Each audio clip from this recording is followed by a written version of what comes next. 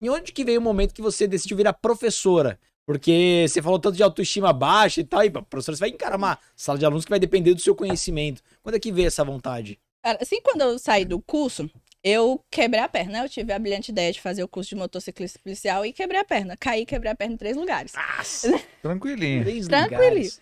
E aí eu tive que ficar 1 ano e meio afastada, assim, né? Eu tive que ficar no serviço interno. E aí, nesse período, tinha muito tempo livre, né? E aí eu quis voltar a estudar, porque um dos fatores eu falei, beleza, eu não passei para analista agora, mas eu já tinha vontade de ser de analista e, assim, no período fui começando a confiar que eu falei, bom, se eu passei para primeiro lugar nesse, talvez se eu me esforçar mais eu consiga passar no concurso de carreira.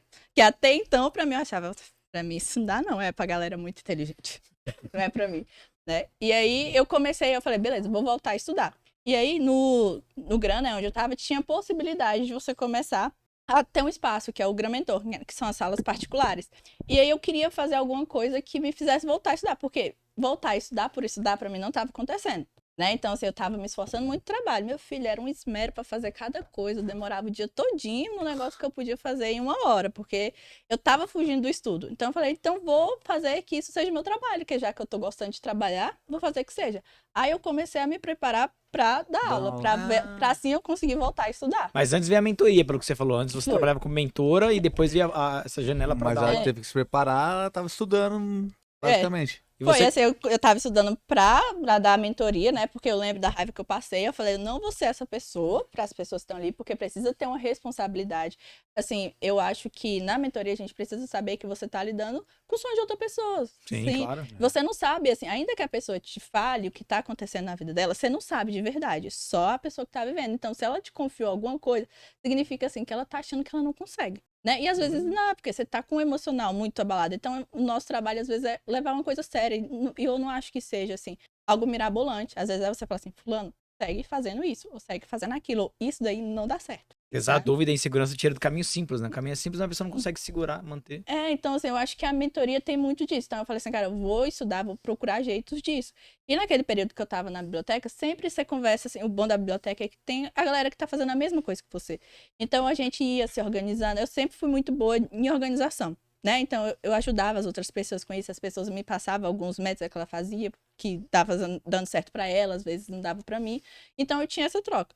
E aí, quando eu terminei o curso e fui pra área, né? Eu comecei a estudar para mentoria. Depois disso, eu falei assim, cara, eu preciso voltar a estudar. Né? Se eu tô pensando em voltar a fazer concurso, essas coisas, eu preciso estudar de verdade. Desse jeito que eu tô fazendo, não vai, que às vezes era tipo 30 minutos por dia, né? Foi a hora do reloginho.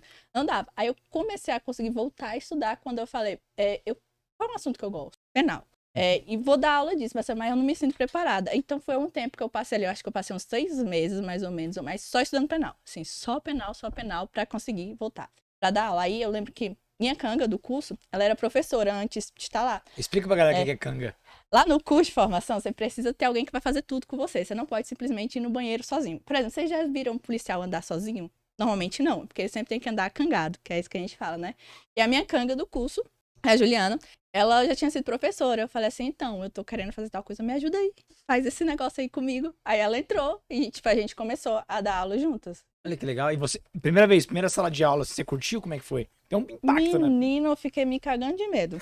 Nossa, eu fiquei morrendo de medo. Aí eu mandava meus amigos, gente, entra lá na sala. Aí eu mandava, entra lá e elogia. Tipo aquela do Zezé de Camargo e Luciano, entra lá e elogia. Era online, curso online? Era ao vivo ainda. Eu falei, se eu errar, não dá tempo nem de corrigir. Aí eu chamei a minha cagã e falei, você conduz aí, eu fico aqui de coadjuvante, pode ser?